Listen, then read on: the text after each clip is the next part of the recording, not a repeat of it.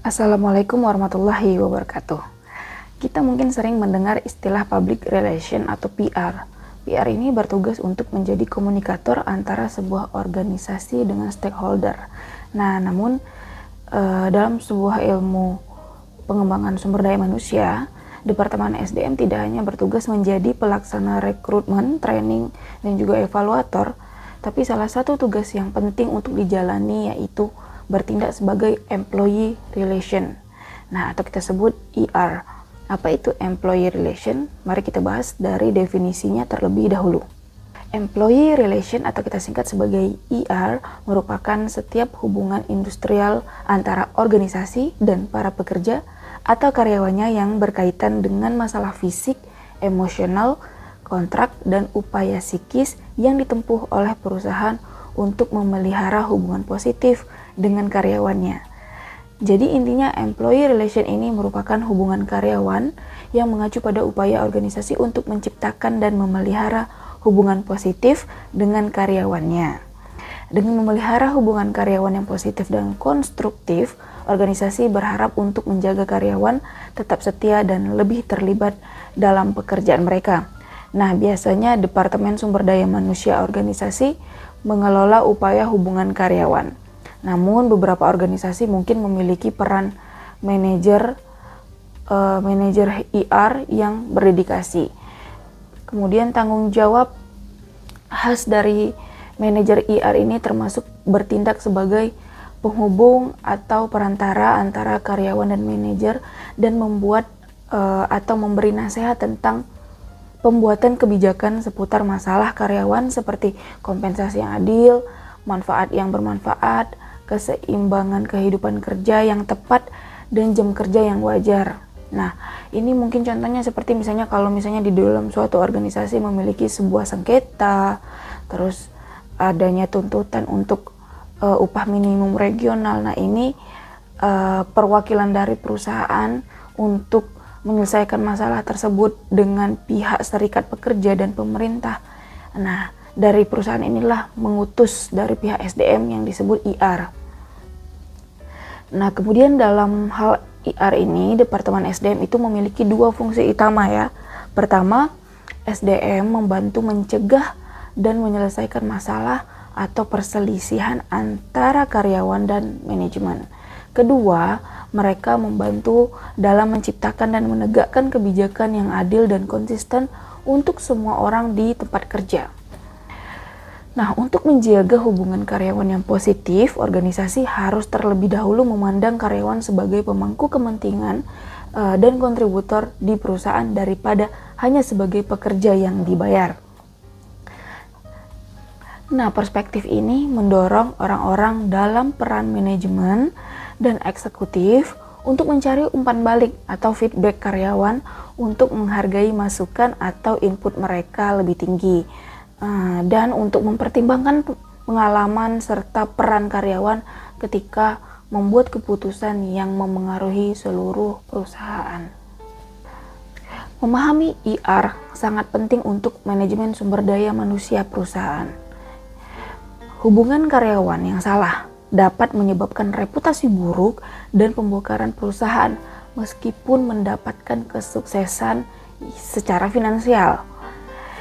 Oleh sebab itu, ER perlu memahami isu dan hal-hal berikut ini agar mampu menyusun strategi dan program-program terkait ER, yaitu tentang kompensasi dasar sumber daya manusia, kemudian membangun mekanisme umpan balik untuk membantu karyawan memberikan kepada manajer. Jadi bagaimana caranya mereka memberi feedback kepada atasan mereka.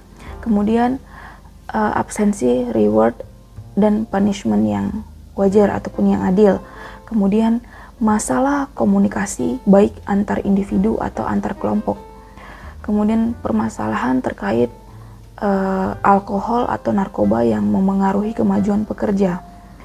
Lalu adanya karyawan yang kurang menerima kritik yang membangun, menonton materi seksual eksplisit di intranet perusahaan, bertengkar dengan rekan kerja, masalah dengan kebersihan pribadi, melanggar aturan keselamatan, kurangnya komunikasi dengan manajer, keterampilan pemecahan masalah yang tidak memadai, terlambat untuk rapat atau tidak dapat dihubungi, kurangnya disiplin dan keinginan kerja, menciptakan suasana diskriminasi gender, penindasan di tempat kerja, memengaruhi kinerja karyawan, dan menolak atau mengabaikan permintaan kenaikan gaji karyawan.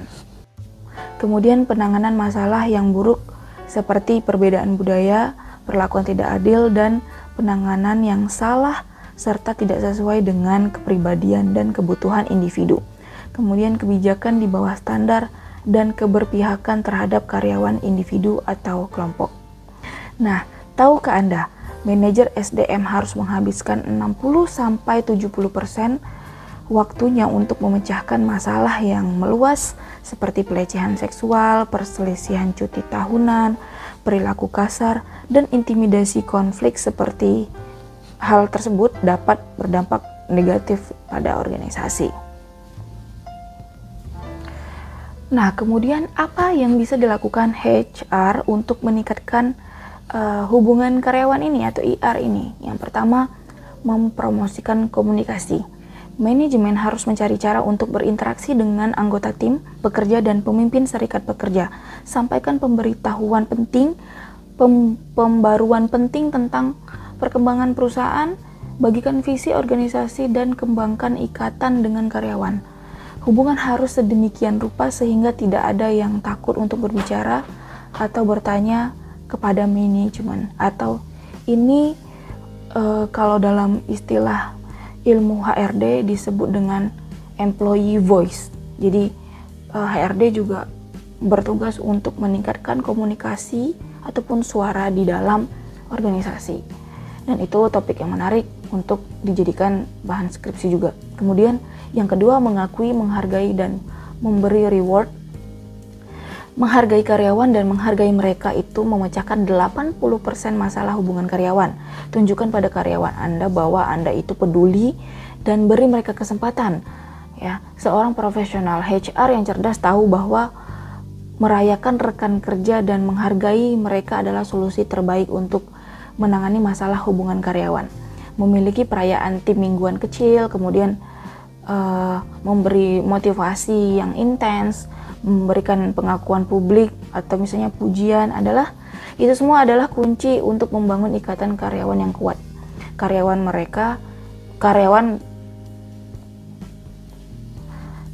akan merasa senang ketika prestasi mereka didiskusikan, ditepuk tangan, dan dibicarakan dalam rapat tim.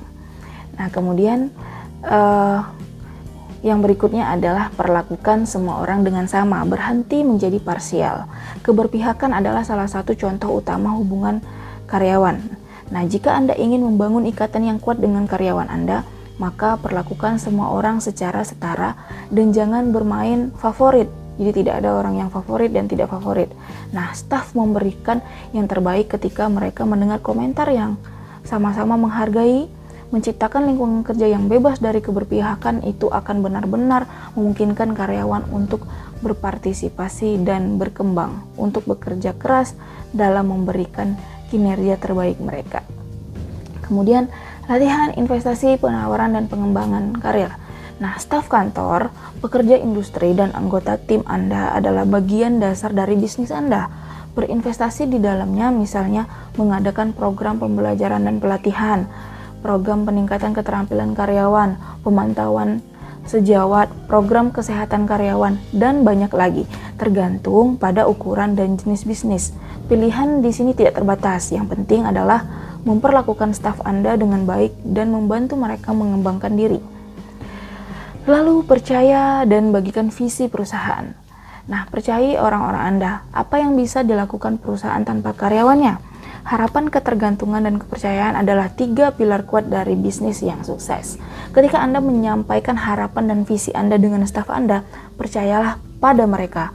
Coba kelola tim Anda melalui rapat diskusi mingguan, buat grafik proses kerja, dan bantu mereka menuju tujuan. Ketika karyawan Anda memahami apa yang diharapkan dari mereka, dan bahwa mereka dapat mendekati Anda kapanpun dibutuhkan, maka biarkan saja. Ya, jadi ketika Anda punya sebuah bisnis meskipun itu dalam lingkup yang kecil, sampaikan apa sih visi Anda pada bisnis Anda, apa tujuan Anda pengen usaha Anda ini seperti apa, sampaikan cita-cita itu, sampaikan harapan itu ke karyawan Anda, maka karyawan Anda akan merasa lebih dekat dan hubungan Anda dengan karyawan menjadi lebih meningkat. Jadi adanya rasa keberpemilikan bersama gitulah kira-kira. Kemudian membuat mereka merasa dihargai. Tidak perlu banyak mengatakan sesuatu untuk membuat orang lain merasa dihargai. Sederhana saja, cukup ucapkan terima kasih ya, atau pujilah seseorang. Wah, kerja kamu bagus. Wah, kerja kamu rapi ya. Wah, kerja kamu cepat sekali. Nah, itu salah satu contoh cara kita membuat orang merasa dihargai. Ketika Anda fokus pada pencapaian karyawan Anda daripada mengkritik kekurangan mereka, itu mencerminkan kepedulian Anda terhadap mereka. Mengambil tindakan korektif dan memfokuskan kekuatan mereka membantu membuat mereka merasa dihargai. Ini juga membantu staf dalam bekerja dengan rasa tanggung jawab dan rasa loyalitas terhadap perusahaan. Proses IR adalah langkah-langkah yang diikuti oleh manajemen setelah disepakati bersama oleh serikat pekerja. Langkah-langkah proses hubungan karyawan membantu dalam mengatur bagaimana manajemen menangani proses ketenaga kerjaan, masalah dan hubungan industrial dengan stafnya. Nah, berikut adalah alur proses hubungan karyawan yang melibatkan 3 langkah utama, yaitu sebagai berikut. Pertama, konsiliasi, yaitu penyesuaian sengketa yang tentunya menjadi tujuan utama dari setiap pengelolaan SDM. Tujuannya adalah untuk tawar-menawar secara kolektif dengan karyawan dan sebaiknya mencapai kesepakatan yang memuaskan oleh kedua belah pihak. Konsiliasi adalah salah satu bagian terpenting dari proses hubungan karyawan. Yang membantu dalam rekonsiliasi adalah kedua belah pihak, pemilik perusahaan ataupun owner dan karyawan. Manajemen menunjuk pihak ketiga sebagai konsiliator atau memilih untuk menyelesaikan masalah sendiri. Proses ini membantu dalam membangun jembatan melalui kompromi bersama. Kemudian arbitrase. Arbitrase didefinisikan sebagai upaya terakhir untuk mencapai penyelesaian ketika perselisihan tidak dapat diselesaikan dengan cara lain. Proses ini dilakukan dengan menunjuk seseorang arbiter yang secara hukum menyelesaikan masalah-masalah yang terjadi antara pengusaha dan pekerja dengan membawa mereka kepada persetujuan pada putusan akhir. Lalu berikutnya adalah mediasi. Mediasi adalah membuat rekomendasi kepada pemilik usaha ataupun owner dengan serikat pekerja. Nah, di sini owner bebas untuk menyetujui saran apapun atau menolaknya. Mediasi berarti memberi pekerja memegang kendali penuh atas situasi dan dapat memilih untuk memilih proses hubungan karyawan secara informal daripada saran hukum. Nah, terlepas dari proses hubungan karyawan formal yang disebutkan di atas, manajer SDM dapat memilih proses informal tertentu juga. Peran manajer hubungan karyawan ataupun manajer IR sangat signifikan. Nah, isu-isu yang berlaku di perusahaan memberikan wawasan tentang perilaku negatif pengadaan di tempat kerja. Kemudian, manajemen juga harus memantau dan mendokumentasikan masalah secara ketat untuk memberikan langkah-langkah efektif untuk memilahnya ya. Jadi pasang CCTV, kemudian harus ada bukti dokumentasi baik itu tertulis ataupun gambar visual supaya bisa dapat menyelesaikan solusi yang lebih efektif lagi. Nah, kemudian berikut langkah-langkah proses hubungan karyawan yang mendasar yang membantu dalam memberikan solusi apabila terjadi konflik dalam organisasi. Yang pertama itu mencari tahu penyebab masalah. Nah, menemukan penyebab setiap masalah adalah tujuan awal seorang manajer. Owner harus mencari tahu alasan dibalik masalah. Apakah masalah itu sudah ditangani sebelumnya? Nah, ini membantu dalam mengetahui perubahan perilaku di antara karyawan, kurangnya tindakan kepemimpinan, dan mengukur transparansi komunikasi. Serta mengungkapkan kembali penyebab dapat membantu mengatasi masalah utama, dan menetapkan solusi proses kerja yang benar. Lalu yang kedua, proses. Catat menyeluruh dokumentasi dan proses yang perlu dipetakan untuk memecahkan masalah hubungan karyawan. Kemudian prosesnya ini melibatkan berbagai langkah formal untuk memecahkan masalah konsiliasi, arbitrase, dan mediasi. Kemudian meninjau suatu masalah melalui kesepakatan bersama mungkin merupakan salah satu langkah terbaik untuk dipertimbangkan. Lalu berikutnya adalah sumber hukum. Ketika proses tersebut tidak memiliki kesepakatan bersama, sumber daya hukum mungkin merupakan langkah terakhir untuk menyelesaikan masalah karyawan. Karyawan dan owner dapat memilih untuk mengambil nasihat hukum jika mereka merasa bahwa keluhan tidak ditangani dengan benar. Karyawan yang memberikan suasana kerja yang ramah dan membuat karyawan merasa didengar dan dihargai biasanya dapat menyelesaikan masalah tanpa terlibat secara hukum. Kemudian hasil, ketika masalah dan keluhan ditutup, dapat dipahami bahwa hubungan karyawan telah berkembang secara positif. Ketika anggota staf puas dengan prosesnya, hasil yang efektif menggambarkan bahwa karyawan siap untuk bergabung kembali dan bekerja. Namun jika karyawan tidak puas dan perselisihan terjadi, mereka dapat memilih untuk mengundurkan diri. Apapun penyebabnya, owner harus berusaha menjaga agar bawahan tetap puas dan menangani mereka dengan cerdas. Nah, jadi employee relation ini bukan hanya sekedar Anda memahami proses hukum, memahami aturan dan undang-undang tentang ketenaga kerjaan, tapi Anda juga harus memahami karyawan itu sebagai seorang manusia yang memiliki hati dan perasaan, maka harus diperlakukan dengan cara yang baik, dengan cara yang efektif, sehingga hubungan antara Anda sebagai HR dan hubungan karyawan secara keseluruhan itu menjadi hubungan yang positif di dalam organisasi. Selesai sudah penjelasan pembelajaran kita tentang employee relation. Semoga ini bermanfaat bagi Anda dan semoga ini membantu Anda dalam mengembangkan kemampuan ataupun skill human resource development Anda.